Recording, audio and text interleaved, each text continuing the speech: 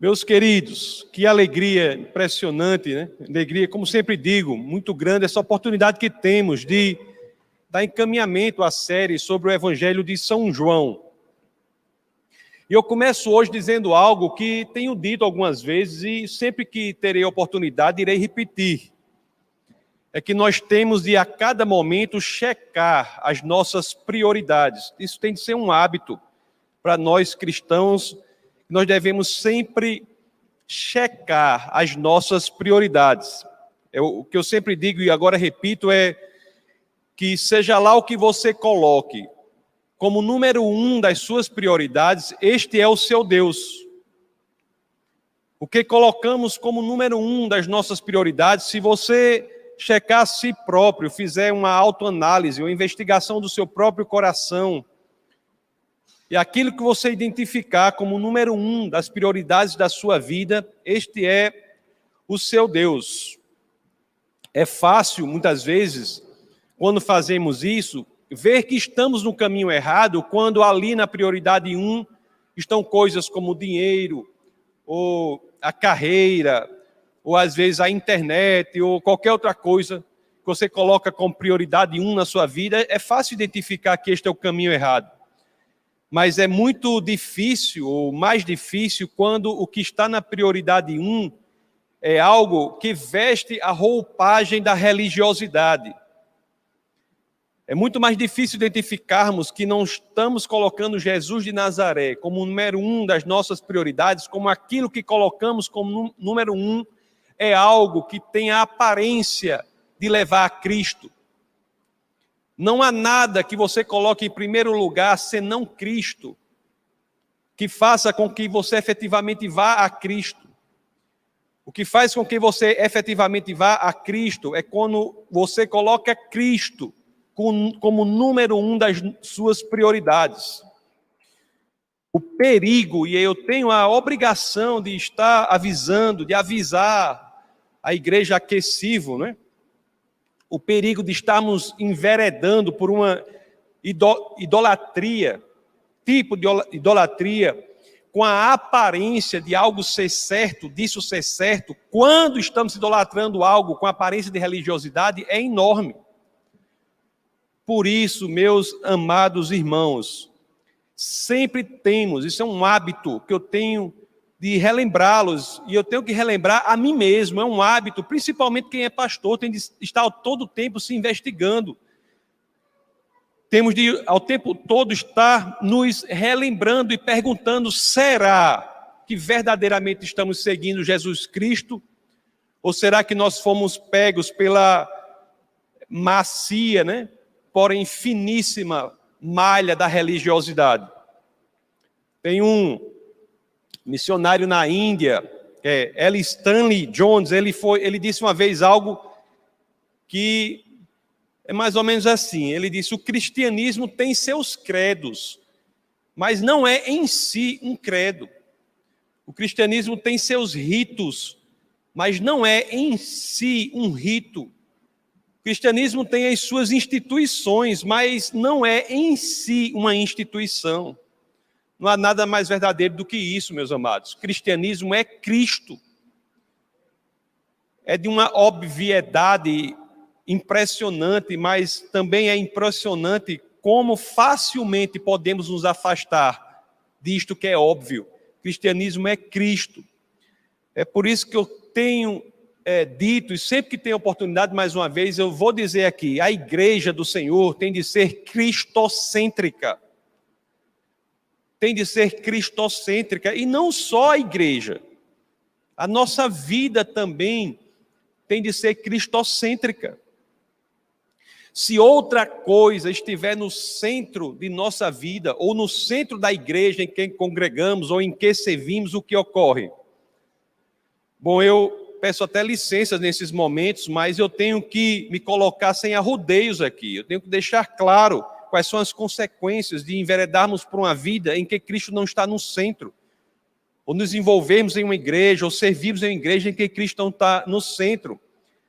A chance é que os cultos sejam como ladeiras bem deslizantes, macias, ladeiras confortáveis, mas ladeiras que, tenho de dizer, desembocarão no lugar do completo afastamento de Deus. E um lugar sem Deus.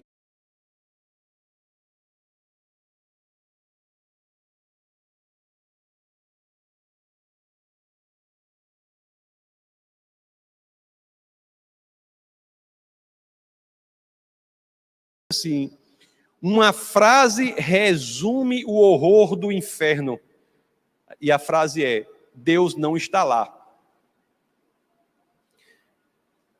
Essa frase resume o horror do inferno. E a frase é: Deus não está lá. Então é por isso, meus queridos, que é nosso dever, né, enquanto cristãos, enquanto discípulos de Cristo, nós temos de saber discernir o que é certo quando há um conflito entre Jesus Cristo e a religiosidade. Sempre discernir, saber escolher aquilo que é de Cristo. E nós temos a oportunidade de aprender sobre isso hoje, na exposição à palavra. Por quê? Porque o capítulo 7, nos versos em que seremos expostos, os versos sobre os quais nós nos debruçaremos, do capítulo 7 do Evangelho de São João, eles nos apresentam este conflito. É interessante que já nos apresenta um conflito, também apresentando o primeiro passo logo no primeiro verso. É assim que, sem mais delongas, eu peço a você que, claro, assim querendo, abra as Escrituras naquele que é o primeiro verso do texto base do nosso bate-papo de hoje, que é o Evangelho de São João, capítulo 7, verso 14. As Escrituras dizem assim: quando a festa estava na metade, Jesus subiu ao templo e começou a ensinar. Nós vimos, né, inclusive no culto passado, que Jesus esperou o momento do direcionamento de Deus para ir à festa das cabanas, à festa dos tabernáculos, a festa que o historiador Joséfos, o grande historiador Joséfos, considera não apenas a maior, mas a mais santa das festas judaicas. Jesus de Nazaré vai à festa, vai ao templo, e quando chega lá, naquela festa, no meio da festa, né, no terceiro ou quarto dia, o que é que ele faz? Ele começa a ensinar.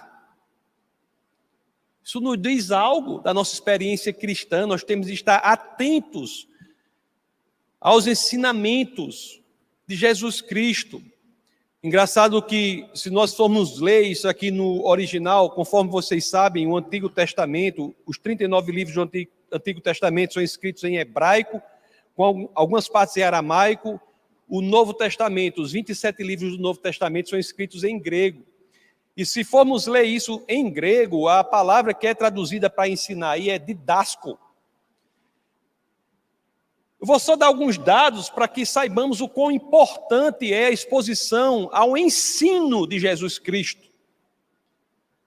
Nos 4 evangelhos, que são as 4 biografias de Cristo que temos na Bíblia, Mateus, Marcos, Lucas e João, nós temos 36 aparições do verbo didasco. 36 vezes em que as biografias de Jesus Cristo registram que ele ensinava.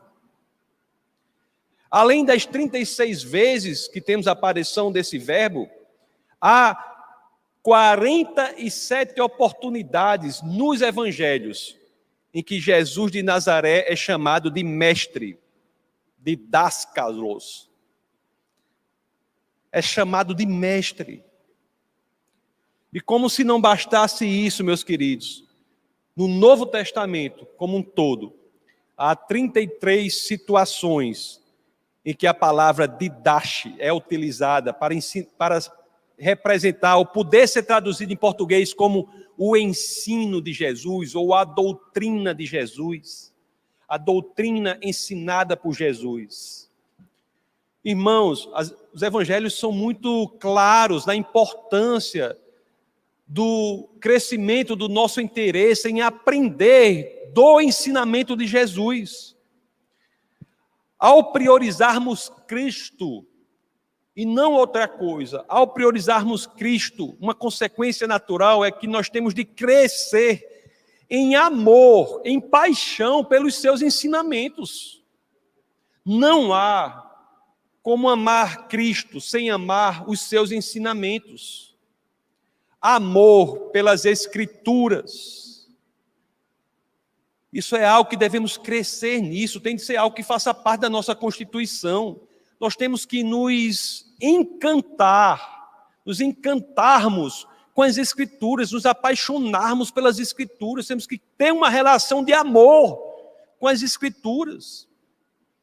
8 séculos antes de Cristo, o nosso Senhor, Deus, por meio do profeta Oséias, já estabeleceu de forma clara e direta a questão. Esse é um verso, inclusive, que eu até sugiro que nós o decoremos. O famoso Oséias, capítulo 4, verso 6. Oséias 4, 6. Em que as Escrituras dizem: meu povo foi destruído por falta de conhecimento. Meu povo perece por falta de conhecimento. Meus amados, as Escrituras nos alertam, mas esse alerta também quer dizer o seguinte: não precisa ser assim comigo, não precisa ser assim com você. Nós não precisamos ser destruídos por falta de conhecimento. Vamos ver lá no texto base de hoje, no verso subsequente àquele que lemos, que foi o primeiro verso do texto base, a reação imediata dos judeus, aquele ensino de Jesus contra uma lógica toda de uma religiosidade. Vamos abrir as Escrituras no Evangelho de São João, agora lê o segundo verso, capítulo 7, verso 15. Primeiro foi o 14, agora vamos ler o verso 15. Quando as Escrituras dizem assim, vamos ver a reação dos judeus. Os judeus ficaram admirados e perguntaram: como foi que este homem adquiriu tanta instrução sem ter estudado? É interessante. Você veja a propensão dos judeus daquele momento e a propensão de muitos hoje, em vez de se deixarem ser ensinados pelo próprio Deus encarnado, Jesus de Nazaré, aquelas pessoas procuraram saber outra coisa. Procuraram saber sobre a instrução de que rabino aquele homem havia aprendido. Como pode um homem que nem se veste como um rabino conhecer as Escrituras assim? A preocupação deles foi aquela. Se deixam ser devorados pela superficialidade da religiosidade e deixam de entrar no mérito, na questão, no conteúdo, no ensino das Escrituras, no ensino de Cristo. Tantos entram em tantas igrejas e julgam tudo, menos o ensinamento que é oferecido. Quando o tempo todo nós devemos dizer que tudo que é dito, tudo que é pregado, toda palavra que eu falo, e qualquer um que aqui estiver fale, deve ser confrontada com as Escrituras. Isso é cristianismo. Quantos priorizam tudo, menos a palavra de Deus? Menos a palavra de Deus. Não querem ver o que o próprio Jesus ensina, mas querem saber sobre que escola judaica aquele homem aprendeu aquilo com que se maravilhavam. No verso 16, que é o subsequente, vamos ler, do capítulo 7 do Evangelho de João, João 7,16, Jesus esclarece algo sobre o próprio ensino. Jesus diz assim: o meu ensino não é de mim mesmo, vem daquele que me enviou. O ensino de Jesus vem do Pai. Isso é uma afirmação que por si só deve fazer com que nós já caiamos em amor pelas Escrituras. Nós temos a Bíblia, nós temos o ensinamento de Jesus, nós temos o ensinamento de Deus. A exposição às Escrituras é um ensinamento que vem daquele que criou os céus e a terra, aquele que ressuscitou Jesus entre os mortos, aquele que cria tudo a partir do nada. As Escrituras estão aí, e o que fazemos diante disso? Meus amados, me desculpe, mas nesse papel em que eu sirvo aqui, muitas vezes eu tenho que falar certas coisas. Mas me diga, há experiência religiosa autêntica sem estarmos apaixonados pela Bíblia? Não é sem conhecer a Bíblia. Todo mundo começa a caminhada sem conhecimento. Mas nós temos que crescer em paixão. Paixão pelas Escrituras. Assim como ocorre até hoje. A gente mesmo, como ali ocorreu, muitos duvidam assim no seu coração que o ensinamento de Jesus é o ensinamento de Deus. É interessante que essa é uma dúvida genuína. Nós não devemos esconder nossas dúvidas de Deus. Nós devemos colocar nossas dúvidas para Deus. O homem que mais duvidou, questionou Deus, foi o rei Davi. Ou acaba para questionar Deus, Senhor, por que não sei o quê, Senhor, pelo amor de Deus, não sei o quê, não sei o quê. Questionava Deus o tempo todo, e é aquele de quem é dito que tem um coração segundo o coração de Deus. Mas é interessante que quando essas dúvidas ocorrem, os evangelhos, as escrituras, nos dizem o que fazer. Às vezes, se você é exposto a um ensinamento e você diz, será que esse ensinamento é mesmo de Deus? É interessante que as escrituras não nos deixam sós. Então, nós temos aqui, já nos versos 17 e 18, João 7, vamos ver o 17 e 18, princípios valiosos, mais valiosos do que diamantes, que vão nos dizer o que é o ensinamento genuinamente de Deus.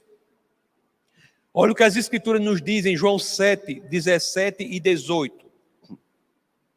Se alguém decidir fazer a vontade de Deus, descobrirá se o meu ensinamento vem de Deus ou se falo por mim mesmo. E o 18 diz algo importantíssimo, aquele que fala por si mesmo busca a sua própria glória. Aquele que fala por si mesmo busca a sua própria glória. Mas aquele que busca a glória de quem o enviou, este é verdadeiro, não há nada de falso a seu respeito.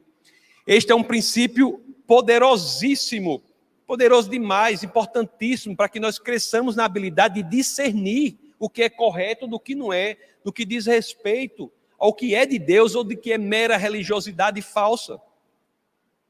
Busquemos fazer a vontade de Deus em primeiro lugar.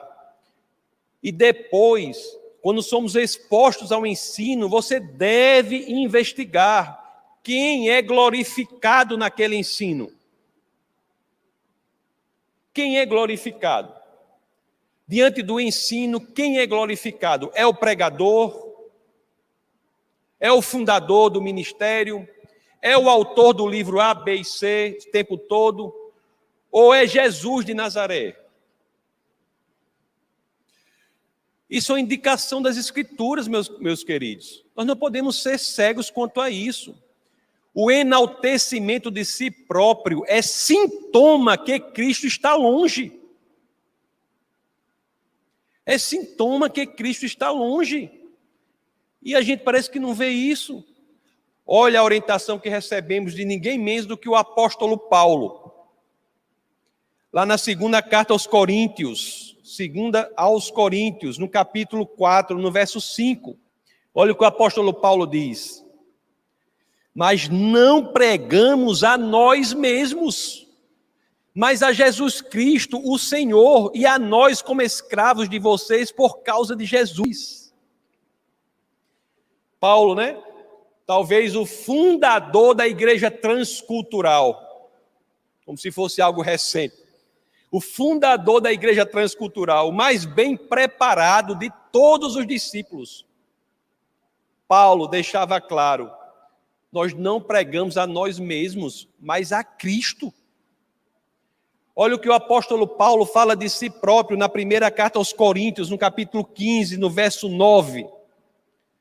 Pois sou o menor dos apóstolos e nem sequer mereço ser chamado de apóstolo, porque persegui a igreja de Deus.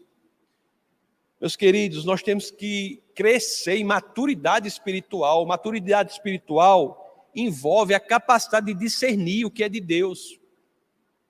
É interessante que uma vez, eu nem me lembro mais qual foi o ano, eu estava na África com a pastora Camila. Nós estávamos lá, visitamos alguns lugares lá e nós vimos assim, em alguns lugares, uma exaltação muito grande das pessoas.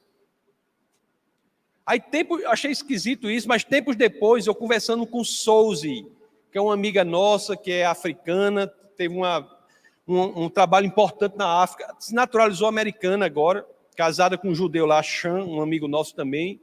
E Souzy nos disse assim, e isso que está nas Escrituras, tão simples, é uma regra tão simples, mas naquele momento eu não tive a clareza diante daquela situação na África. Eu estava na África, vi aquilo e não tive a clareza de uma coisa tão simples. Você vê como é fácil ser enganado. Aí Souzy disse assim para mim e para a pastora aí, disse, é o seguinte, você quer discernir, você veja para onde aponta o ensinamento. Se apontar para Cristo, bom. Se apontar para outra coisa qualquer, não é Cristo que está sendo colocado em primeiro lugar. E qualquer outra coisa que seja colocada em primeiro lugar, mesmo que tenha aparência de religiosidade, é idolatria.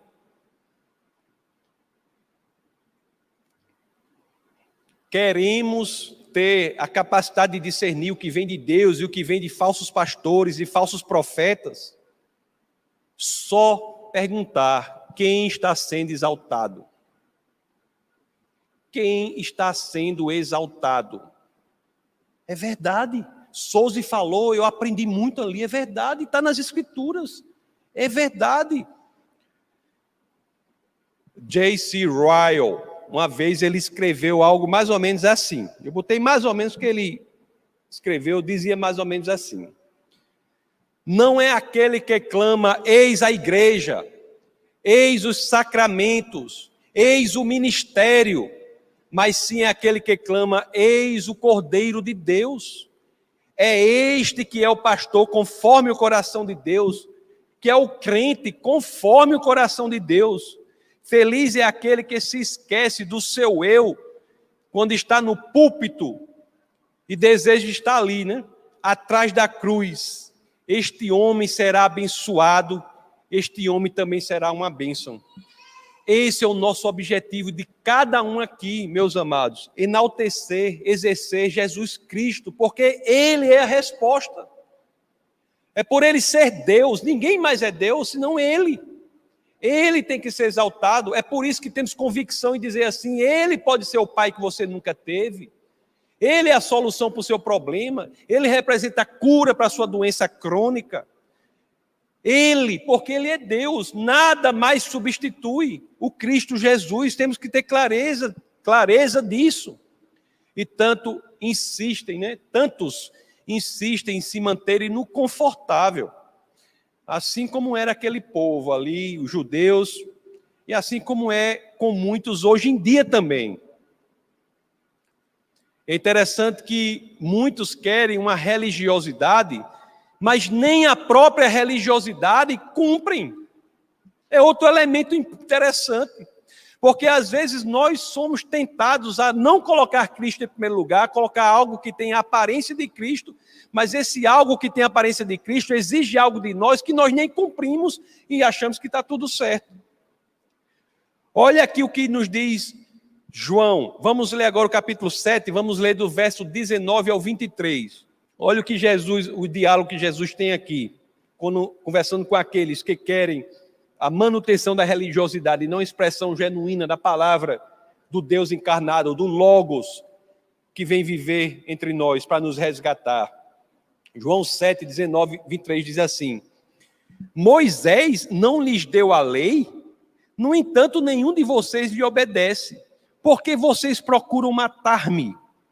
Você está endemoniado. Já pensou em chamar Jesus Cristo de endemoniado? Você está endemoniado, respondeu a multidão. Quem está procurando matá-lo? Jesus lhe disse: fiz um milagre e vocês todos estão admirados. No entanto, porque Moisés lhes deu a circuncisão, embora na verdade ela não tenha vindo de Moisés, mas dos patriarcas, vocês circuncidam no sábado. Ora, se um menino pode ser circuncidado no sábado, para que a lei de Moisés não seja quebrada, por que vocês ficam cheios de ira contra mim, por ter curado completamente o homem no sábado? Jesus está dizendo, né? Vocês estão tão focados na superfície das coisas que nem veem a contradição que está nas profundezas.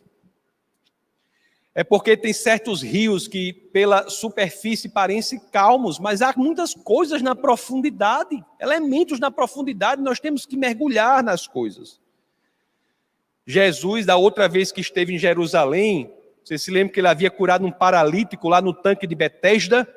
É a isso que ele se refere quando está novamente em Jerusalém aqui. E essa cura do paralítico no tanque de Betesda, sobre a qual nós pregamos nesta série, está lá na internet, se deu no Shabat, se deu no sábado. E Jesus dizia assim: quando eu curei o paralítico lá no sábado, vocês quiseram me matar. Mas quando uma criança nasce, passam lá os dias, 8 dias, e cai o dia da circuncisão no sábado, vocês vão e circuncidam, não tem nenhum problema. Cuidam de parte do corpo, ali está tudo bem, mas quando o corpo todo do paralítico é curado, querem me matar. Jesus mostra uma contradição que existe na própria tentativa de seguir uma religiosidade vazia. Há uma contradição. Quer matar Jesus porque curou o paralítico no tanque de Betesda no Shabat, no sábado. Agora, se o menino nascer e os dias contados para fazer a circuncisão der no sábado, eles vão e fazem. Não, queridos. Tudo que não é Cristo não traz a perfeição lógica, tem contradições. Tudo que não é Cristo, que não é a verdade única, tem contradições. Traz hipocrisia para que possamos viver aquelas contradições. Só em Cristo é que encontramos a verdadeira liberdade, podemos vivê-lo integralmente, porque Ele se sustenta a qualquer escrutínio, a qualquer investigação. Não podemos nos contentar com a superficialidade da nossa religiosidade. Não podemos nos sentir confortáveis na superficialidade das coisas. Nós temos que buscar em Cristo, nós temos que buscar no Espírito Santo de Deus, que é o Espírito de Cristo. Nós temos que buscar nas Escrituras, que é o Logos, que é Cristo. Nós temos de ter clareza espiritual, para que possamos priorizar o que é importante. Isso é determinante para a nossa saúde espiritual e para a nossa vida como um todo. Temos de fazer isso, meus amados. Temos que saber julgar com clareza as coisas, ter discernimento quanto às coisas.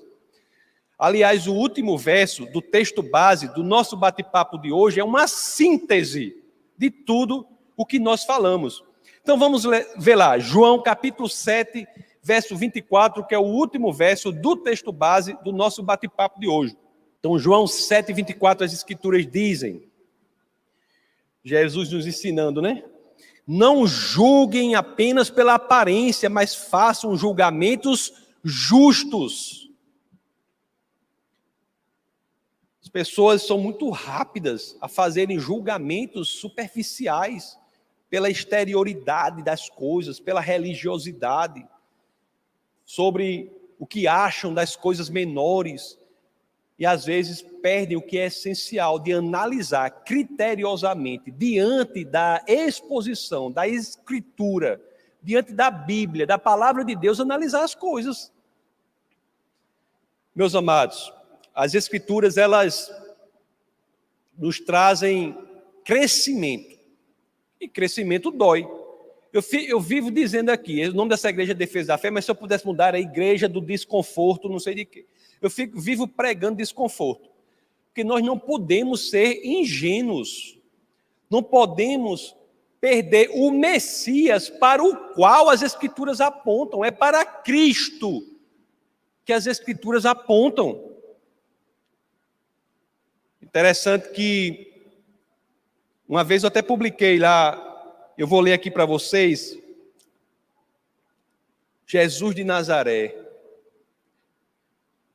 é o Deus encarnado, alguém tão impressionante, e nós às vezes deixamos ele passar, né? Sem nos envolvermos mesmo. Aí tem o escritor escreveu um negócio, vou ler para vocês aqui. O Philip Schaff, deixa eu ler para vocês aqui. Olha o que Jesus, olha só o que ele escreveu sobre Jesus. Este Jesus de Nazaré sem dinheiro e sem armas, conquistou muito mais milhões do que Alexandre, César, Maomé e Napoleão. Sem ciência e educação formal, ele lançou mais luz sobre as coisas humanas e divinas do que todos os filósofos e estudiosos juntos. Sem a eloquência das escolas, ele falou palavras de vida como nunca foram ditas antes ou depois, e produziu efeitos que jazem além do alcance do orador ou do poeta. Sem escrever uma única linha sequer, ele colocou mais canetas em movimento e forneceu temas para mais sermões, orações, discussões, tomos de aprendizado, obras de arte e canções de louvor do que todo o exército de grandes homens dos tempos antigos e modernos. Este é o meu Jesus, esse é o nosso Jesus. Saia, meus amados, do que ele segura na superficialidade das aparências religiosas. Elas não levam a nada. Escolham mergulhar em Cristo Jesus. Nele nós encontramos aquilo que dá sentido à nossa existência. Qualquer dia eu prego mais detalhadamente sobre essas 4 coisas que Ravi Zacharias, citando Chesterton, chegou a essas 4 coisas que trazem o sentido da vida. Meus amados, quando a gente é criança, a gente se encanta com tudo. Você pode pegar uma criancinha pequena dessa aí, como tem algumas aqui, bota para ele ficar pulando desse púlpito para baixo aqui. Ele vai pular a primeira vez, a segunda, a terceira, você pode ter certeza, vai pular 1000 vezes e ainda está encantado. Ele olha para um negócio e se encanta. O encantamento da criança nós reencontramos em Cristo. Isso que na fase adulta nós perdemos. Nós deixamos de ter a capacidade de nos encantarmos com o mundo. Nós perdemos aquilo que toda criança tem. É aqui em Cristo que nós reencontramos. A busca pela verdade, quando a criança cresce um pouquinho, se torna um adolescente e começa a buscar a verdade. Quero buscar a verdade nisso, questiona a verdade. É em Cristo que as mentes mais profundas conseguem investigar até a exaustão e não se afastam daquilo que é a expressão genuína da verdade. Aliás, ele diz, né, eu sou a verdade. É em Cristo. Quando a pessoa passa um pouco mais na idade, ele quer ser amado. Não é? Ele quer ser amado, ele quer fazer parte de um grupo, se sentir amado. E Deus, que encarna como Cristo, é o único que diz ser Ele próprio amor. Na primeira epístola de João, no capítulo 4, no verso 8, tem Deus é amor. Você pode folhear o Corão, por exemplo, o livro sagrado islâmico, e toda a vida que ele se referir às características de Deus, né, que ele chama de Alá, você vai sublinhar. No final da sua leitura do Corão, você vai ter sublinhado 99 vezes. E nenhuma dessas vezes tem a expressão é amor. O Deus islâmico pode até amar, mas ama aqueles que o obedecem, mas castiga os que o desobedecem. O Deus que é revelação em Cristo é em si, em sua natureza, amor. Ele é amor. Quando crescemos mais, na última fase da nossa vida, na infância buscamos o encantamento, depois a verdade, depois o amor, na fase mais tardia ou no outono da nossa vida, para não chegar nunca ao inverno. Quando chegamos ali, o que é que buscamos? Segurança. Segurança. Em quem, senão em Cristo, que nos garante a vida eterna, ao lado do regozijo e da alegria que só são encontrados ao lado do Pai, encontramos segurança. E por que iremos priorizar outra coisa, senão aquele que é em si encantamento, verdade, amor e segurança? 4 elementos que juntos nos dão propósito, sentido a essa existência, meus amados. Libertemo-nos da superficialidade da religiosidade para que possamos verdadeiramente experimentar Cristo Jesus. Cristo é aquele que transforma a nossa vida. Cristo é aquele que dá novo propósito ao nosso ser. Não Cristo, que as pessoas dizem, minha vida estava toda assim, Cristo entrou na minha vida, ficou tudo quadradinho, tudo certinho. O Cristo que entra na sua vida e fica tudo de cabeça para baixo. Por quê? Porque os 24 horas do dia não são mais suficientes para você, os 365 dias do ano, ou 66, né, no ano bissexto, não são mais suficientes para você. O Cristo que dá uma perspectiva de eternidade em você que se entende como finito. Você acha que é finito e Cristo dentro de você vai dizer, você é um ser eterno. Essa vida para você não se torna grande o suficiente. Esse é o Cristo que radicaliza tudo. Nós não podemos perder esse amor. Não podemos perder essa paixão. Não podemos perder esta experiência religiosa, meus amados. E só há um caminho de fazer isso. Ter coragem para mergulhar mais fundo, ter coragem para nos colocarmos diante do espelho que são as Escrituras e vermos aquilo que precisa ser melhorado. Devemos ter coragem para colocarmos diante do Senhor aquelas que são as nossas prioridades e se identificarmos que não é Cristo, devemos ter coragem para nos arrependermos e pedirmos ao Senhor, que Ele sempre faz isso, né? Que possibilite que comecemos de novo. No cristianismo, sempre é possível começar de novo. Não existe tempo para depois. Pode ser agora mesmo, você diante do Senhor. Se Jesus não é a sua prioridade, faça isso. Não estou chamando quem não é da igreja, não estou chamando você para vir aqui para a igreja. Estou cansado de dizer isso. Estou chamando você para entregar a sua vida verdadeiramente ao Senhor. Radicalizar a sua existência. Quando nós fazemos isso, aí sim, meus queridos, é que nós temos a honra, né, de dizer que somos discípulos de Cristo. Vamos orar.